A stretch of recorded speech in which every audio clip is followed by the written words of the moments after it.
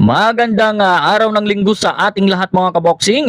Ihatid lang po namin sa inyo itong naging laban ni Pinoy former world champion Vic Saludar laban kay Watchanachay Tasay.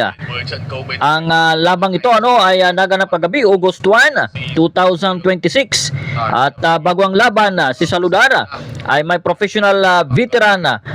veteran professional boxing record na mayroong 27 panalo, may 6 na talo at may 17 panalo by way of knockout. Samantalang itong Thai boxer na si Watchanachay Tasay ay may professional boxing record ito na mayroong 6 na panalo, may 2 talo at may 3 panalo by way of knockout. At ang labang ito ay 10 rounds bout sa minimum weight division. Ito po ay non-title bout mga kaboksing. Ang ating kababayan si Saludar ay ito pong naka blue trunks, samantalang itong kanyang kalaban ay mayroon pong suot na white trunks. So mas matangkad ang ating kababayang si Vic Saludar at di hamak na mas malaki ang katawan. Pero ang reach mga kaboksing ay mukhang parehas lang po ang haba ng kanilang mga kamay. So batang bata po itong kalaban ng ating kababayan. Nice job coming from Saludar. At gumaganti din naman ng kanyang mga jab itong Thai boxer, yun tinamaan. It was a big right hand coming from Saludar, ngunit nakaganti po itong kanyang kalaban. Maganda din ang counter punches nitong mga binibitawan. Tinamaan po doon a while ago si Saludar sa kanyang ulo, at ito good to the body and to the head coming from Vic Saludar. Again, tumatama po yun, mukhang layanig, tumama po ang left hand ni Saludar. Again, it was a right straight coming from ayun, tinamaan sa panga. At ayun mga kaboksing, bagsak po itong Thai boxer. So before that ay sunod-sunod pong sumalo ng malalakas na mga suntok itong si Watchanachay. Good to the body again. Mukhang tatapusin ni Saludar ang labang ito ng maaga mga kaboksing.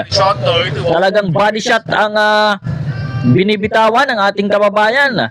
Ayun!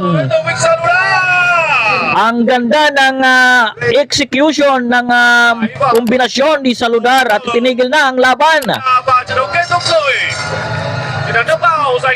To the body and to the head at sa pulsa pa nga po. At ito wala pa po sa tamang balanse itong kalaban ng ating kababayan. So napakagandang execution ni Vic Saludar ng kanyang mga suntok. Talagang tumama ng maganda at ang lalakas pa noon. At talagang hindi kinaya ng Thai boxer. Ang suntok pa lang sa katawan ay talagang hindi kaya nitong Thai boxer na kanyang kalaban. At sinundan pa po ng matitinding mga suntok. At ito pa, panoorin po natin ang replay. Ayun.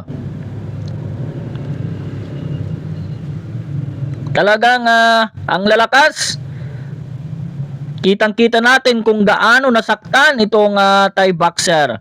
Sa katawan at sa panga hanggang sa napaluhod na lang ito at napaupo.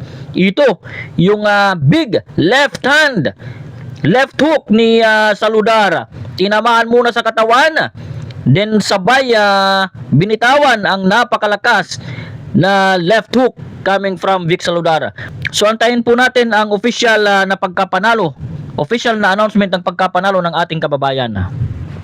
Ladies and gentlemen, this action has now officially come to an end. I have your time, 2 minutes, 12 seconds into round number 1. Your winner by way of TKO victory from South Cotabato of the Philippines, Vic Saludar!